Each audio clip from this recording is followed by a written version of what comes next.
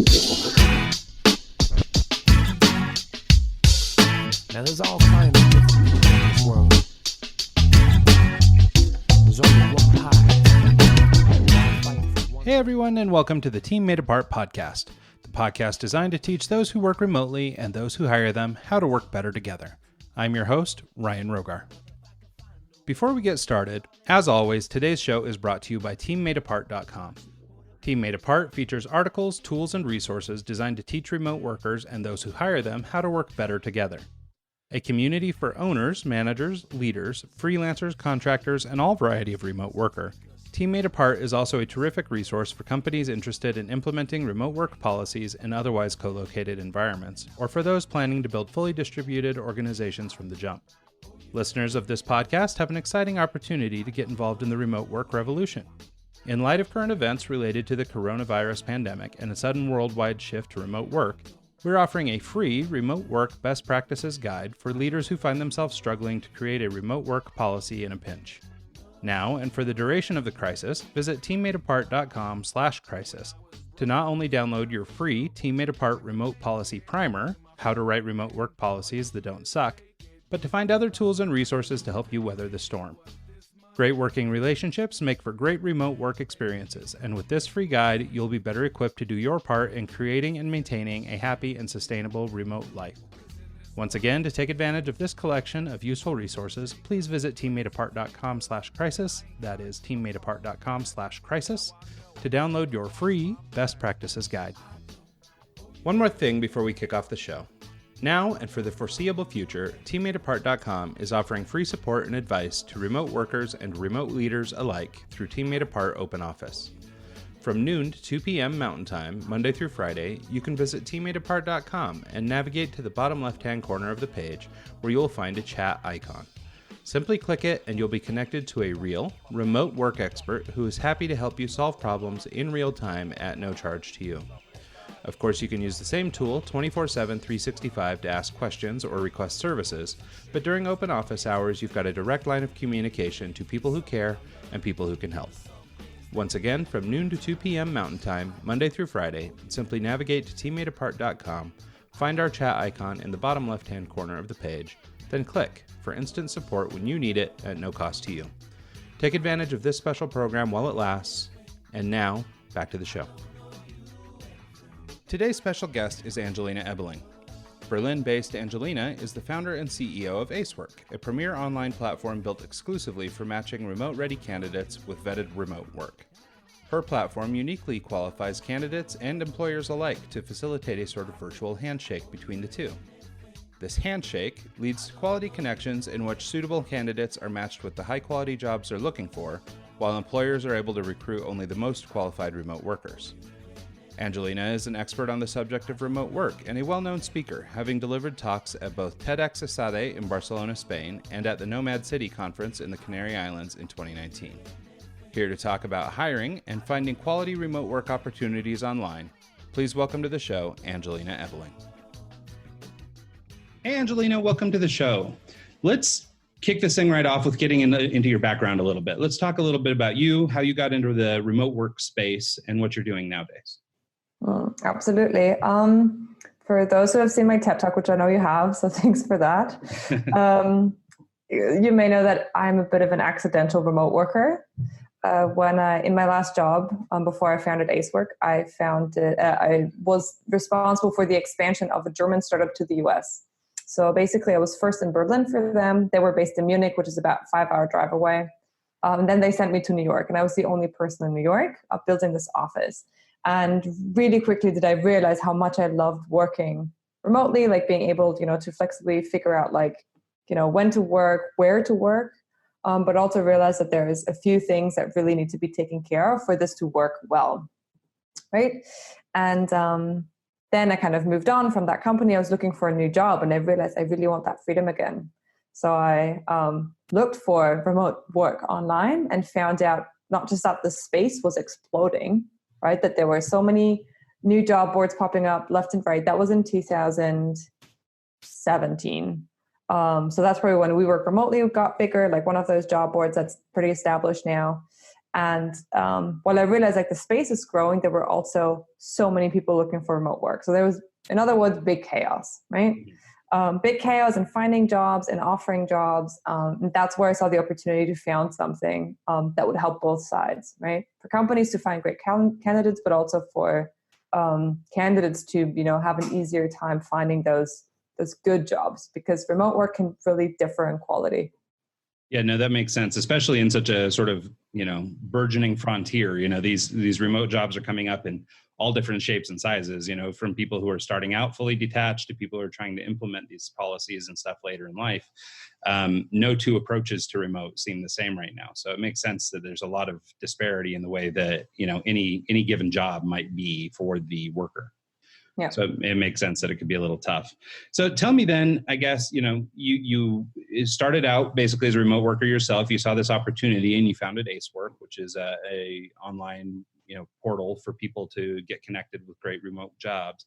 Tell me how you feel about how you see the state of work right now, and how distributed teams and co-located offices and everything are sort of contributing to the future of work. Absolutely. It's definitely a big question. I'd like to break it down maybe in sort of the perspective of like, what lens are you looking through? And it's interesting because you're in the US, it's 10 a.m. in the morning for you. I'm in Berlin, it's just after 6 p.m. And we live in different environments in terms of work as well. So what we've noticed, Acework is based in Berlin. I'm German, I founded the company here, but we're distributed across the world. But we do see a big difference between how far along remote work is in the US. And I think historically, because the US is such a big country, with the advent of the internet, like you guys really embrace remote working much quicker than we have.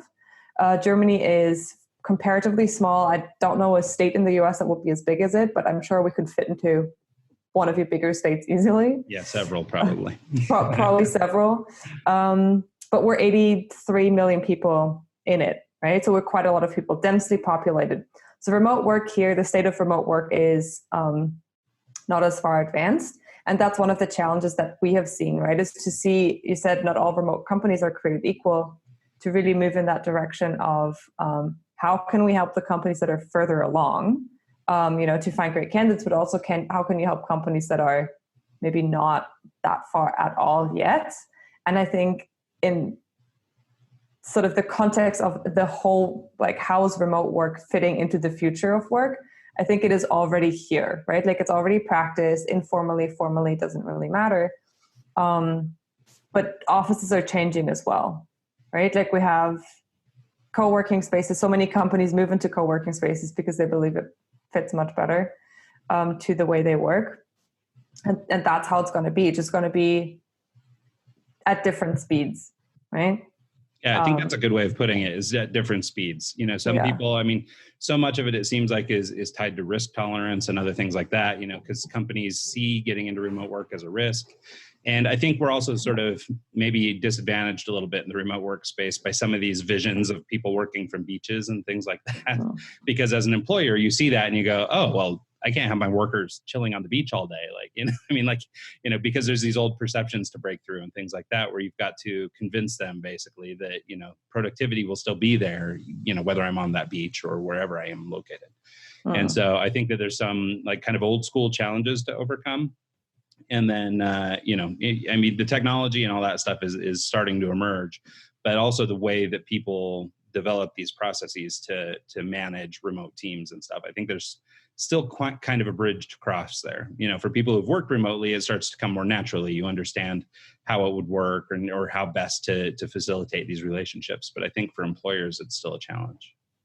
Oh, absolutely. And one of my theses is definitely that probably in the past 5 years, we have created and adopted to the tools that really enable remote working, right?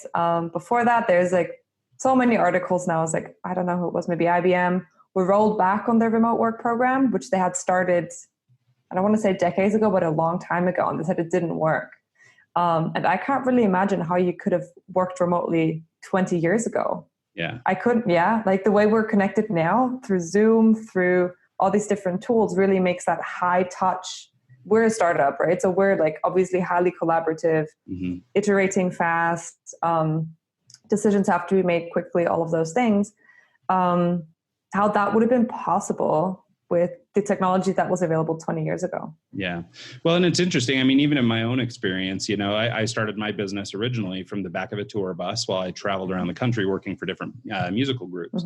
And as a young designer then, you know, the way I stayed in touch with my clients was I would like be able to tether to my little BlackBerry Pearl and connect at like 28K to the internet. And like, you know, I mean, it wasn't a great experience, but it was doable, you know, and by staying cognizant of my email and staying in touch as often as I could and things like that, like, you know, we kind of made it work. But the life of a freelancer is a little bit different or a little bit unique to that of, you know, the remote worker working for a larger company or something. And so I think that, you know, while there's some similarities, there's a lot of nuanced differences. And so I think it's important. And I almost wonder if some of the problem, you know, like you mentioned this IBM article, I wonder if some of the problem or the way they're communicating isn't a vernacular issue. So they're talking about remote work, but I mean, what they know of remote work from 20 years ago is this thing where somebody wasn't on site or something. But, you know, that definition may not wholly line up with what we're doing now. Definitely true. Yeah. Yeah. And so I think that there's, you know, at least some aspect of that. I mean, even, you know, also again, in my own experience, I spent the last 15 years calling myself a digital nomad.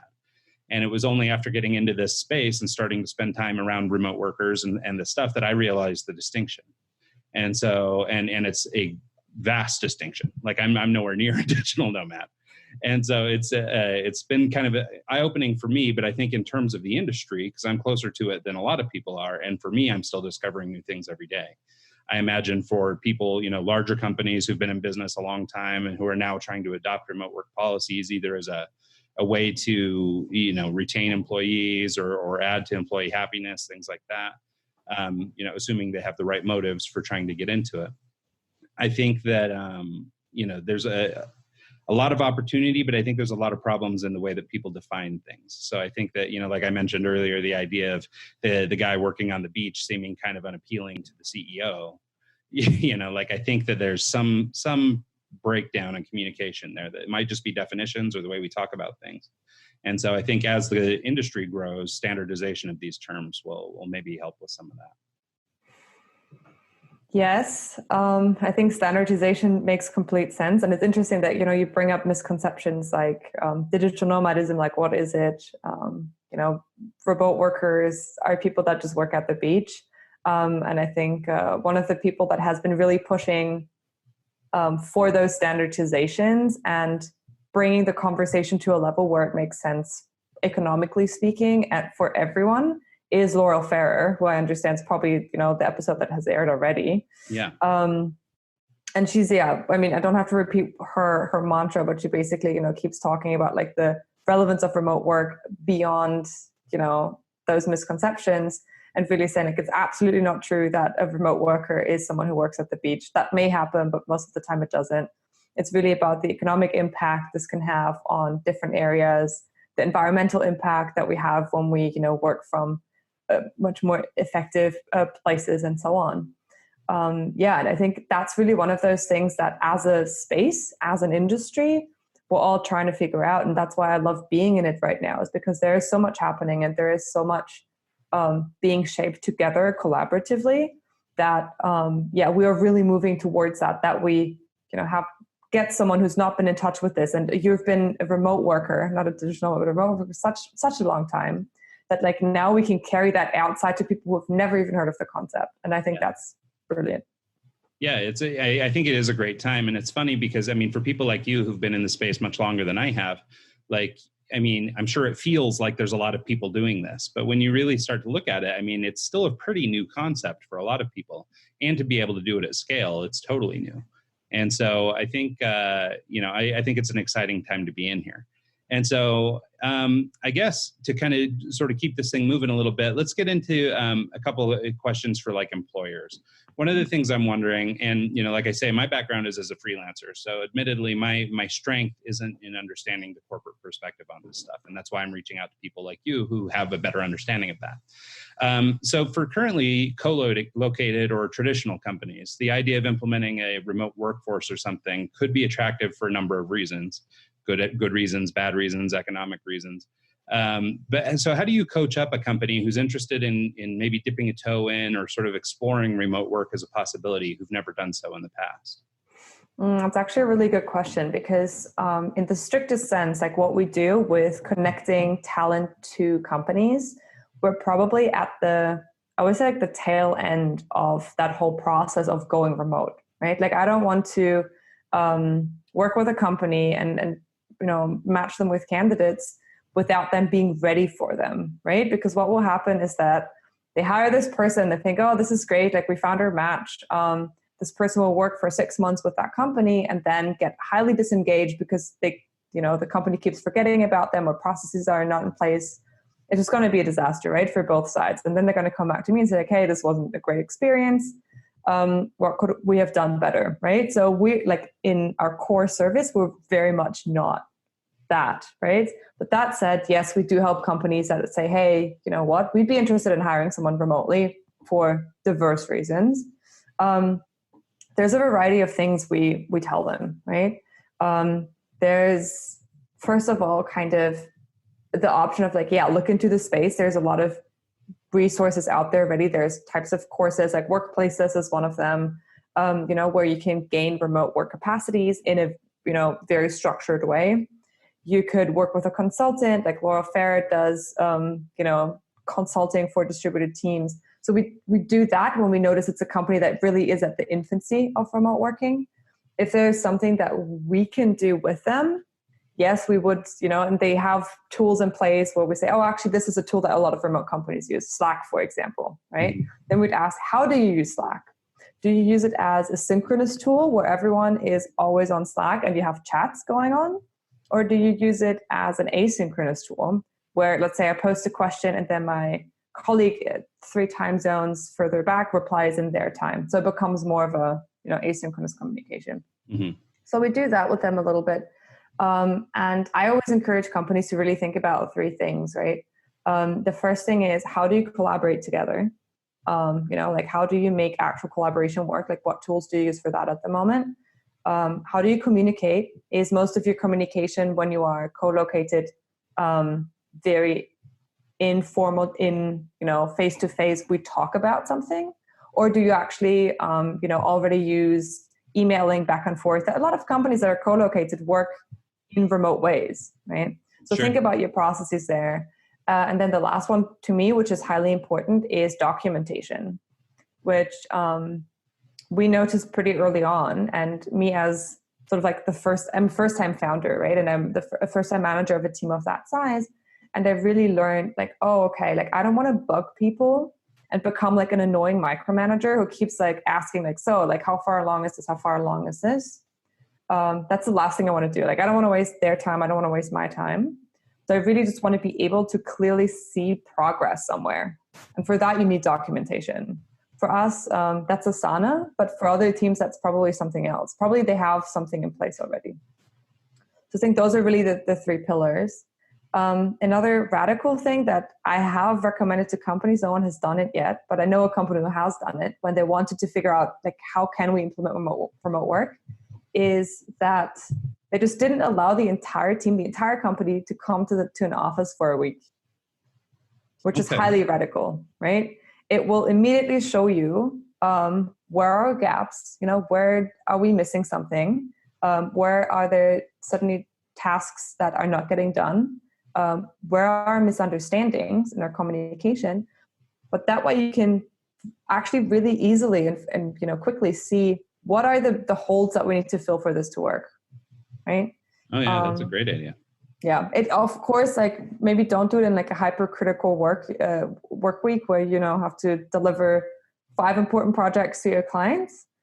Maybe don't make it a week. Maybe just make it 2 days or 3 days. I don't know. Depends on team sizes as well. But I think that's really something, if you are serious about it and you could test it, you could try that. Also, sending managers away, also really good, you know. I have that with teams who are, you know, not very first, dipping my toe in, but teams that are hybrid, you know, that have an office somewhere and have a few remote workers here and there, but mainly they're co-located, right? Mm-hmm. And then I have a CEO or like a team lead telling me like, oh yeah, our remote workers, they're fully included. Like we have such a great culture with them and everything's working fine.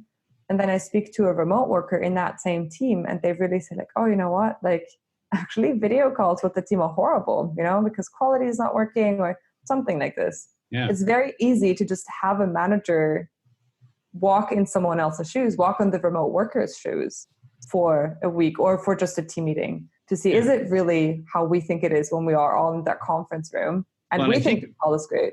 Yeah. And I think to that end, like, you know, how can an employer, I mean, I imagine this happens sometimes, but I mean, you tell me from your experience, I mean, are there often employers who come to you and say, yeah, we're looking for new remote workers who maybe aren't that good at it? Like they've been doing it for a while, but they aren't good at it. And they need to, you know, maybe take, you know, some of these steps to walk in other people's shoes or see it from another perspective. But like, it seems like in this space, it feels like if you've been doing it for a long time, well, then you know how to do it versus, you know, and so, but I wonder if that's not necessarily true. So I wonder if employers can kind of, you know, what they can do to build a work environment that serves both, you know, remote employees and co-located employees sort of equally. Because I mean, you know, there are a lot of problems for remote workers in terms of, you know, emotional problems and feeling, you know, sort of distanced from the rest of their team or not being included. And you've sort of alluded to some of these things already, but you know, what can an employer do to sort of be introspective? You know, you mentioned a couple examples, but do you have any other ideas? Absolutely. And it's actually one of those conversations that we want to have with companies that approach us to hire talent, which we kind of start at that reason, like, why do you want to go remote? You know, we vet all of our candidates, as you mentioned before, so they go through a remote readiness screen. And we think it's only fair that companies go through not the same, but also a type of vetting process, right? Because yeah, I think that's what's so innovative about Acework, in my mind anyway, is this sort of two-way street. You're right. I mean, there's so many people, and I mean, I've applied, you know, for some remote jobs and things like that don't do a lot of vetting, really. It's just a traditional application, you know, just like anywhere. And so, but this idea that both the, you know, remote worker needs to be highly vetted, as does the employer, I think that level of distinction is sort of what separates your platform from others. Absolutely. I mean, there's a few job boards that kind of say, you know, we handpick remote opportunities. That sometimes is true, sometimes not so much. But at least I mostly know that they don't have like one-on-one conversations with them. So I virtually sit down over Zoom, as we do right now, with those companies. And I speak with them about their company culture, right? Like, how many employees do you have now who are remote, who are not remote?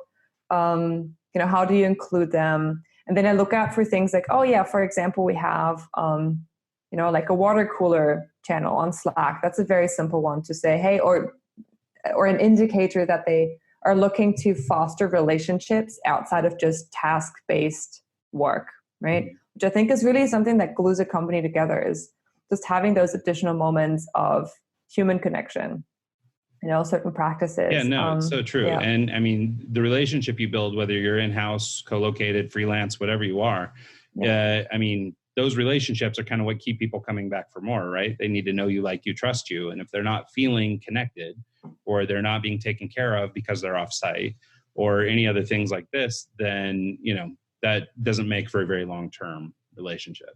Yeah, absolutely. Another interesting aspect is the hiring process, actually, because that often is an indicator how a company or a team wants to include or integrate a remote worker. Like for me, a red flag, usually, I mean, companies that just say, I basically just want to outsource this job or task or, you know, anything like that. We definitely tell them, I don't think we're the right platform for you. Right? Because I do believe that hiring for remote roles works a little bit differently. Like you want to check if the person is going to succeed in a remote environment, right? Do they have the soft skills? to work independently, to structure their own work, to be proactive enough, all of those. And we vet for that on the candidate side. But if a company really has a hiring process for a remote worker that resembles more that of like, I need a job done freelancer type thing, like when you have a 2-month project for, I don't know, like a quick design thing you need to be, have done, or something where you kind of say it's a one-off, and they screen remote workers like that, and they don't screen for values alignment or, does that person add anything to our culture? To me, that's a red flag that the remote worker is probably not treated as the person in the office. And is not good for any side of them. Yeah. Yeah, no, I think that's really insightful. And actually, it sort of leads me into my next question. I wanted to ask you what sorts of skills, one should consider if they hope to find remote work, either for the first time seeker who's never done remote work before, or if you've worked remotely before. And as I was talking about with companies who may not be able to look internally and they think they're good at something, but they're not. Is there a way for people who have been working in some capacity remote or as a freelance or something for a long time, but how can we sort of, I don't know, do kind of a skills check and make sure that we've got what it takes to actually, fulfill the obligations that we're getting into with some highly vetted company, like for example, using Acework as a platform, or if we're a first-time job seeker and we're trying to get out there and we think remote might be for us, but we've never done it before. Like, what kinds of skills should we consider, and where do you think we can find them? I mean, obviously there are resources online, but I'm open to ideas. Oh, absolutely. I think there's 2 parts to this. I think there's the challenge of working remotely, right? So do you have the skills to do that, which I mentioned before, right? Which are, specific soft skills that we do screen for. Yeah, you can. There's a lot of research out there. I can't cite anything on the top of my head right now, but there's a lot of research out there, like what traits are that a remote worker should have.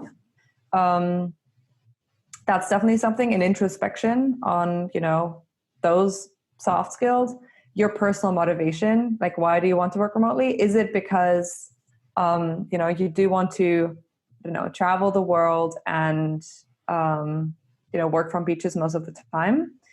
From the perspective of like looking at a lot of candidates and a lot of companies, if you're looking for a full-time job with one company, that's what we focus on.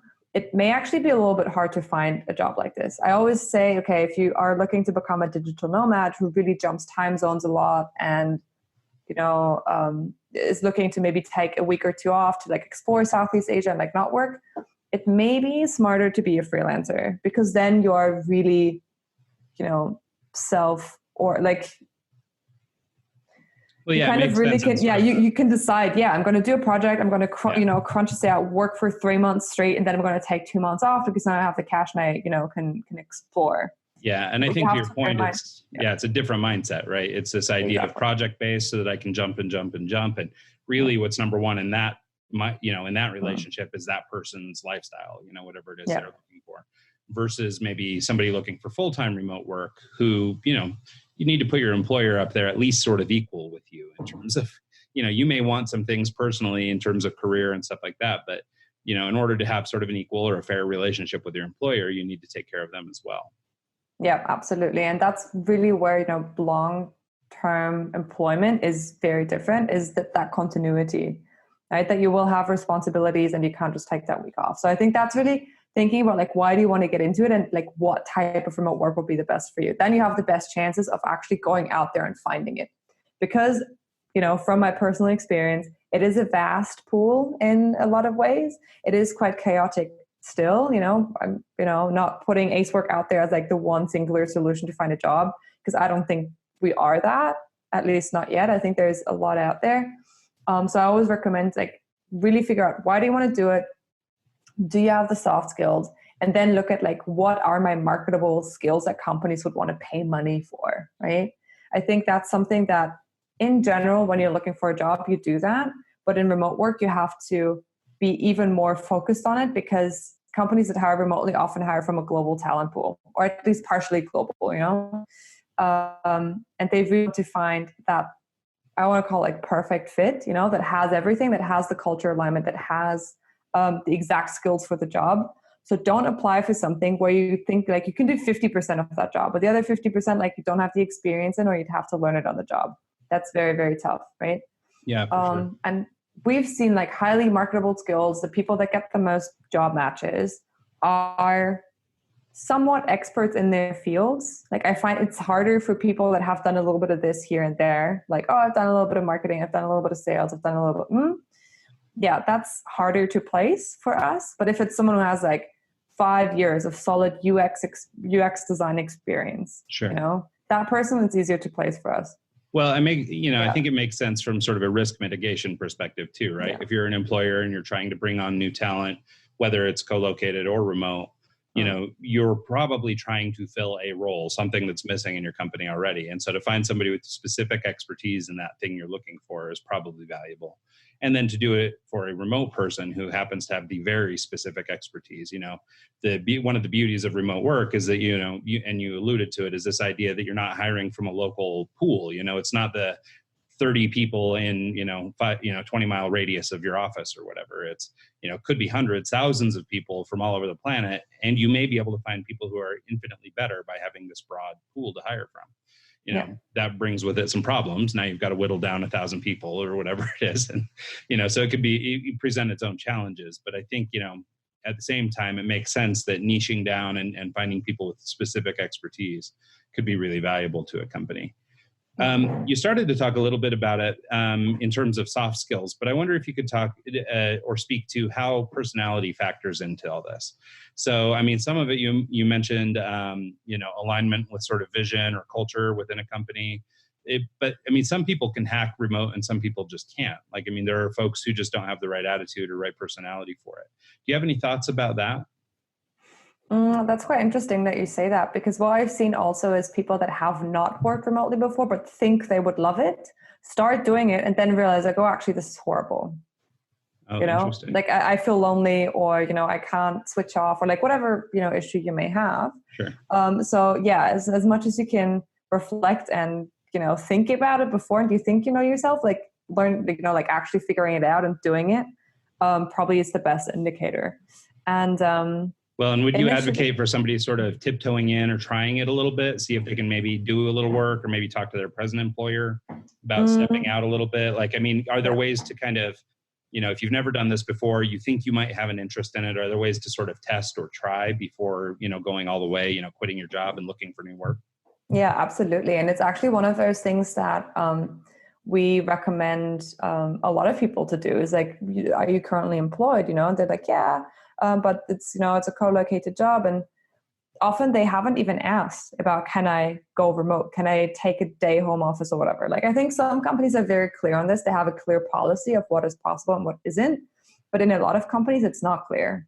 And I've seen that someone said for personal reasons, she had to move from Frankfurt to Berlin. And the company didn't want to lose her. So they just let her work remotely. Like, they knew her well before, and then she tried it out, right? So I think that's actually the best way to go remote, is go with an existing job where the people already, and you kind of test it for yourself. You can figure out if it works for you. For her, actually, it didn't work that well. Like, she didn't like it very much. And I think, it was partially personality based, but also partially because the company just let her go, but didn't actually build real processes for her. But actually, she then started to feel a little bit disengaged. So that could be a little dangerous. Another thing is what you could try that has worked for one of my contacts is ask to go on like a temporary remote test work. For example, ask your employer, can I do remote year, which is a 4-month program or a 6-month program where, you work from different cities around the world. It really pushes you in terms of like change as well, right? Because you do 1 month in a place that's not a long time. Right? That's the digital nomadism we talked about earlier. Sure. See if that works for you. What challenges come up? And in terms of personality, I do think that extroverts tend to have a harder time in remote work. Oh, interesting. See, I might have thought the other way, thinking that an extrovert, would reach out more, feel more comfortable on camera, for example. I know for a lot of introverts, getting like on a Zoom call or something, face-to-face kind of, maybe they don't feel good about how they look on camera or whatever, it seems like those would be like introvert problems. So yeah, maybe explain that a little bit. So interestingly, for me, an extrovert is someone who gets energy from conversations and from other people, like an external motivator, right? Not 100%, but like that's kind of like the loose thing. And introverts, like really, it's more intrinsic, right? So for them, it is a lot easier, you know, to like not be like being with people drains them, right? And often, you know, companies work quite asynchronously in, you know, a remote environment. So you will communicate with your team members on Slack and you have a lot less face-to-face interaction. And extroverts tend to miss that. And I'm more of an extrovert. So I get a lot of energy. Like most of my conversations are with partners or with companies to talk about, you know, Acework in an external way. And for me, that's really important because I get my energy from that, right? Sure. But a lot of remote jobs are then quite isolated sometimes. I know there's some companies, you know, where like you highly collaboratively work together and you're on Zoom calls all the time, or maybe you're in a virtual office. But if you are in a company that's a tech company and you do, I don't know, performance marketing for them, like it can happen that for an entire day, like you don't speak to anyone. Sure. Right. And for an extrovert, that can be hard. Introverts, I think, can really rise to the occasion, right, with remote working. Because when you have time to think about an answer, to write it down, like you actually get a lot more out of introverts, because sometimes in a phone call or in a team meeting in a room, introverts are often overlooked because extroverts are quick to start speaking, right? So the introverts usually sit there and they don't say that much. So I think that's where you can really enable introverts as well. And that has nothing to do with proactiveness, by the way, which I think what you were alluding to, which is a soft skill, where you say, you know, you have to be proactive to find solutions when you hit roadblocks, right? The introvert would still message their manager or a colleague and be like, hey, I need help with this. So I think that's one of the important soft skills that you need to have. Whether you're extrovert or introvert doesn't really matter, but you need to be proactive finding solutions, whether to look for them yourselves, knowing when to ask for help, because other than that, like, yeah, that's when remote work can get blocked and nobody notices. Yeah, that's a great distinction. So to switch gears a little bit, you started to talk about this earlier, but I think it might be worth revisiting or at least digging into a little bit more.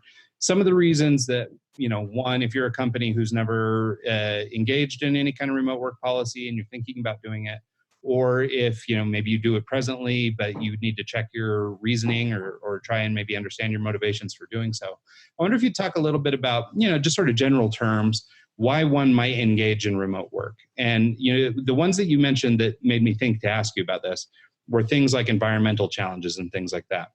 I think so many people get caught up looking at bottom lines and things like that, that they maybe don't think about these further out ripples that, you know, could sort of maybe be more impactful, maybe in a philanthropic sense that you're trying to do good for the world, but also, I mean, maybe even to your bottom line, maybe longer term, you're cutting down on one thing or another. And so I wonder if you talk a little bit about just sort of, you know, in your experience, the business perspective on why they're considering going remote, or if they are remote, why they're doing it. That's interesting. I'd say most companies are still very much focused on positive business outcomes, whether that's bottom line and like we're going to make more money, but also improving the lives of the people in the company, right? So that I think has been one of the main drivers.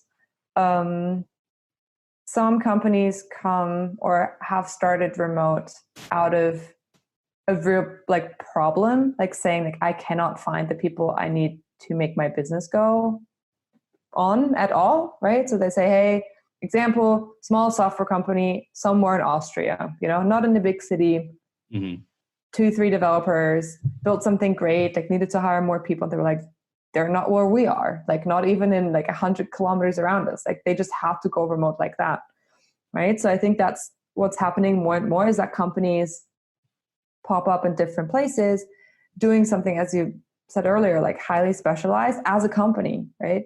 And then they can't find those people. So I think that's probably one of the main reasons. With large companies that are already, you know, 1,000 people plus, and they want to make that shift, they really vary. You know, they say, oh yeah, we want to increase employee happiness. We want to generally become more attractive to younger talent. I think it's really something that drives millennials and Gen Z.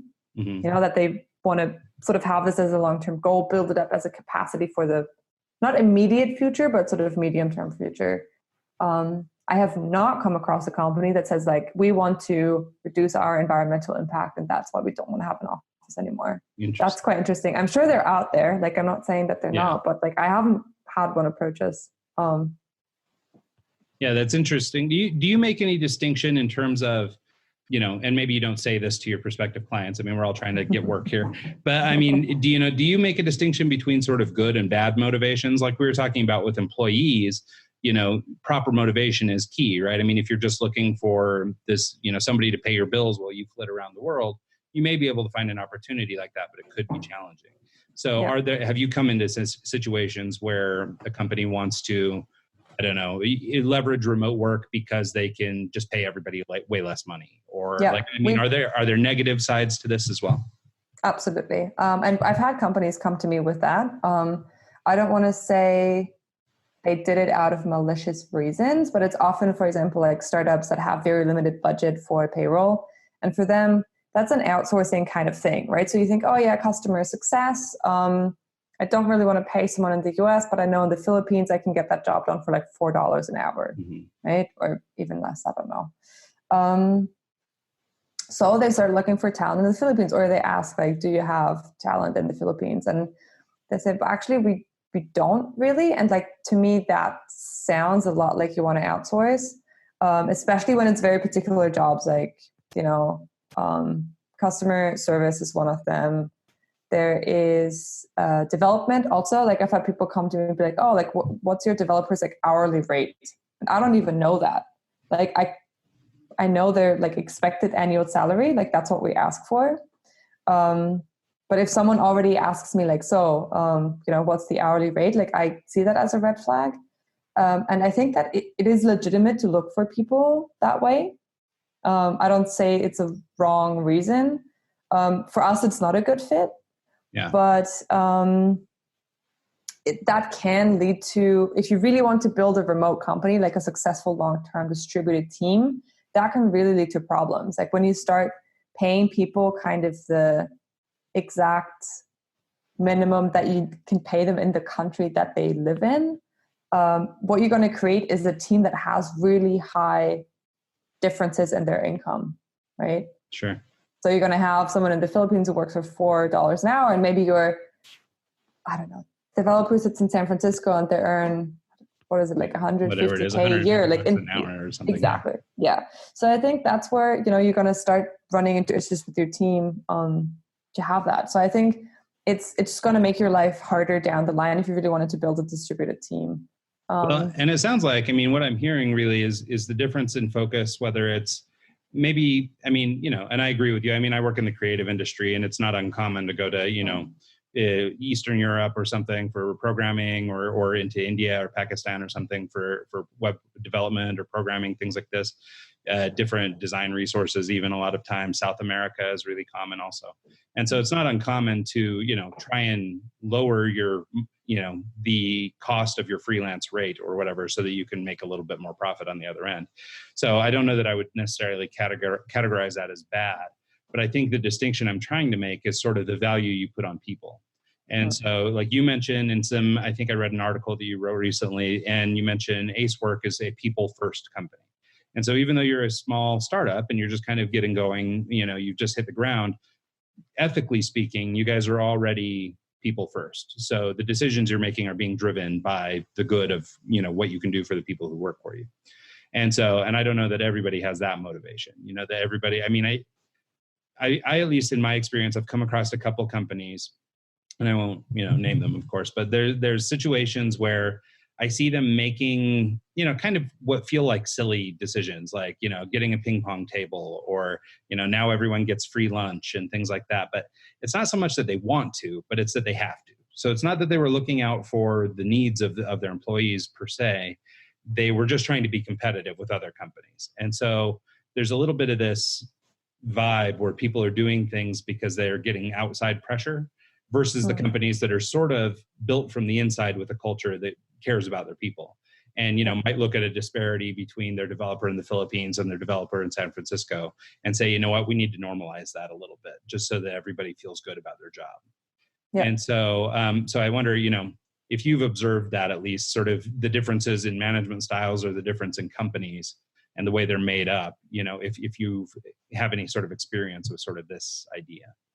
Absolutely. And it's quite interesting that you bring that up, for the reason that I actually recently spoke to a company that made the shift from we are co-located to remote. Because one of the CEOs the CEO was going to a different place, right? And they were like, oh, this could be a good opportunity, for everyone to go remote. And then obviously, similar to, introducing a ping pong table or free lunch at an office as a perk, you start introducing remote work as a perk for, the employees that are in an office without listening to them, or, without actually making this a change management process. You can actually run into a lot of trouble, because often it is founders, entrepreneurs, CEOs, really high-level team members that just take that advantage of oh, I want to work flexibly. I travel a lot anyway for work, and then whatever. If I'm not in the office for a week, that's fine.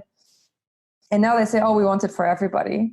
For some people, that is quite hard, because they actually really like going to the office. And it's really, what drives and motivates them is that environment that they're in. So I think that's quite interesting to make that distinction and figure why do you want to introduce remote working? Is it as a perk, as a benefit for the people that are already there? Do they even want it? Or do you really want to do it because it's more, do I really want to build something that is, a new system going beyond just being just a ping pong table type thing? Well, and I think it goes back to the example you gave earlier of your friend who had been with the company for some time, decided to go remote. They let her because they knew her, liked her, trusted her, and allowed it to happen. But, didn't bother to put any process in place, didn't, adapt their culture or anything to embrace her and make sure that, the sort of the emotional side of your engagement with the company was being met. And ultimately it didn't work out. And so, and it sounds like in a case like this, they run out remote as, oh, well, everybody wants to be able to work remotely, but don't think about sort of the policies behind that or the HR implications, to try and make that situation better for those people. Yeah. And so, and then to your point too, not everybody does want it.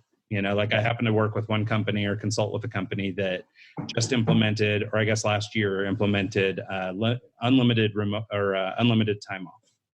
And so, and this is one of these perks that, a lot of companies in their sector have been starting to implement. And so they decided to go for it too. And I remember at first they rolled it out, and then within a month they killed it, right? Because all of a sudden everybody was taking time off and they didn't know what to do, and they got scared for a moment. And then they got brave and they decided to go back to it. So there's this back and forth, which is weird because they have about 200 employees. So it created a, communication nightmare to go back and forth. But ultimately they landed in a position where they realized that people were sort of self-governing. And actually, even though they have unlimited time off, most of them don't take any more than they did before. And in some cases they take even less, because now there isn't this pressure to make sure you get your 2 weeks out, or, well, here in the US, it's just 2 weeks. So I know I have special thoughts about unlimited pay time off, because here it's so highly regulated that for us, it's not even a thing to. Well, to and I wonder, is it even that big of a deal? I mean, I don't know what the rules are specifically in Germany. I know in Holland, I think they do 5 weeks. 20 days minimum. Yeah. And so, that's and a lot of by law, by the way, by law, you have to give 20 days. Most companies do 25, I would say. So 5 weeks is standard. And then we're at 28. So we're a little bit above. And then there's companies that do more, that do 6 weeks. France, 6 weeks, easy, like that by law. Well, and then I know aren't there regulations also to do with, they have to provide some money for vacations and things like that. So they set money aside. I've at least heard of that, with a Dutch company anyway, that they would hold on to a certain amount of funds. I assume it's built into your salary and stuff like this, but they hang on to some money that, to sort of encourage you to go on vacation. Take your time. Here's some money, now you can pay for your vacation. Get out of here. Yeah, definitely. Maybe not necessarily pay, but at least you are people are supposed to take the time off that you give them. Right. Well, and I think it's such a cultural thing too, and we do a lot of work in Spain, and, they really value time off in Spain. And so, they have lots of holidays where everything is a long weekend and things like that. And actually in our company, what we had to do to accommodate was our American teammates basically get about 80% of the Spanish calendar. And the Spanish employees get about 80% of the American calendar. and we sort of mushed them together. So we have one calendar that sort of accommodates both national, main holidays. We don't get every like church holiday and things like that off here in the States. That's happening in Spain. But what we realized is working with Spanish counterparts is it didn't make any sense to try and, get around this. Like they were not going to come to work those days, period. And so we can either beat it, you can't beat them, join them kind of thing. Yeah, absolutely. And I think that's an interesting challenge that you start getting as a remote team is, one of them is salary differences, right? Another one is when are people off? In the US, you are a melting pot anyway of different religions and cultures, and people, sometimes maybe take Chinese New Year's off or like Hanukkah, or something. Germany is very much like we have our holidays and everyone just takes them. So as soon as you introduce someone who's from a different background, like we had to think about like what days are off. So for us, it is, in your country, you take your days off and you're just not there those days, right? Our American colleagues take 4th of July off. No brainer, whereas we in Germany, we continue working. So I think that's just something that you need to start dealing with. Yeah. Well, and like I say, that's how we accommodated or how we dealt with it in our, and we're just a small group, but in our situation was, our Spanish counterparts get 4th of July off, but we'll take, Three Kings off in January, and so it's sort of the same, I guess we're just trying to simplify our life. We're all working at the same times as much as we can. Yeah. And so it's not 100%, but we're about there. So cool. So as we get down to the end of this show, Angelina, I wondered if you wouldn't just sort of break down a couple last things, maybe some parting shots, maybe a little advice for people seeking work, like maybe how they narrow down or choose the jobs they should apply for versus going all out for everything, and how to maybe stand out in a crowd, or, maybe even something from the employer's perspective. Really just anything sort of actionable we could share with the listening audience. Absolutely. And I mentioned this before to you that I am assuming there is at least a few people here that are seeking work, because there is a lot of people looking for remote work. You always encounter them at different meetups and virtual events and so on. So one of the things that I always say is don't try and make a career change and look for remote work at the same time.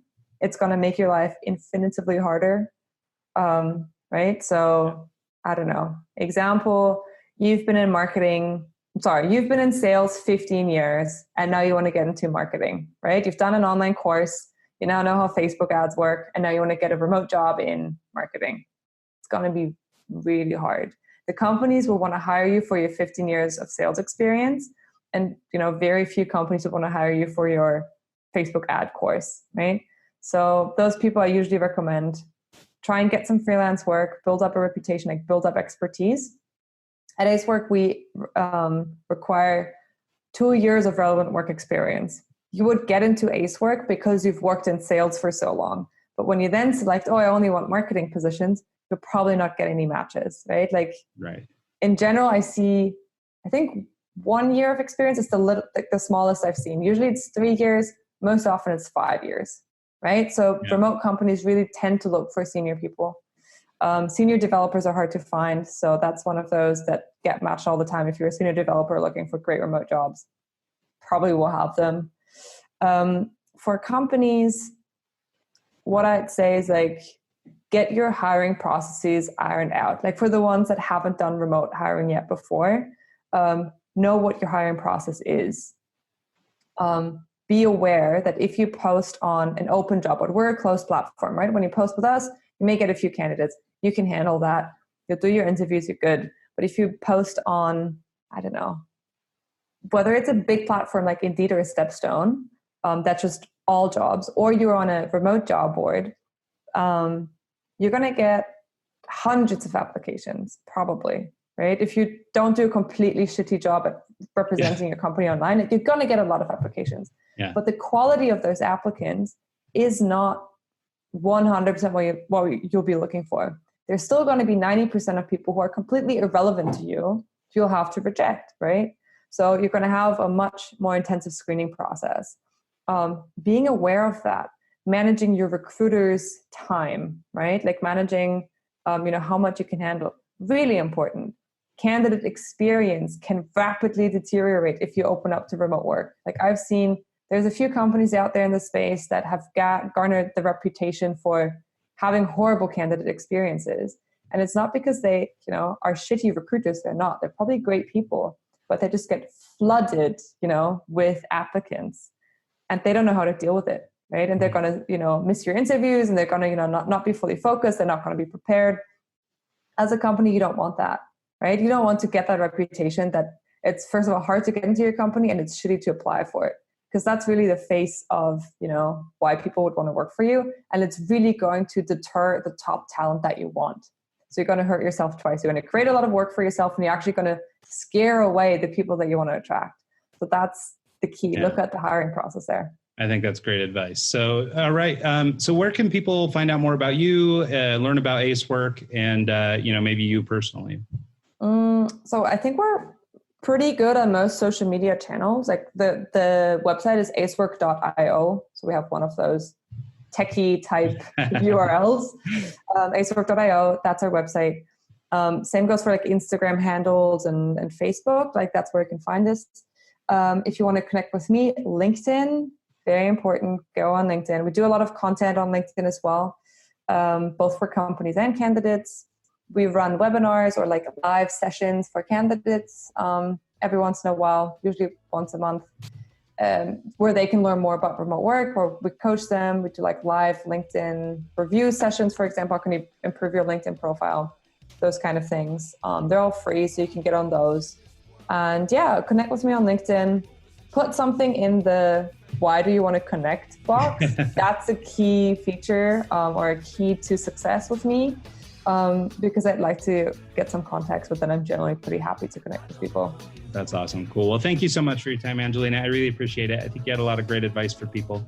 And like she said, it's acework.io. You can find her on LinkedIn. It's Angelina Ebeling once again. And thanks so much for coming on the show. We appreciate you. Thanks, Ryan. I don't owe you anything.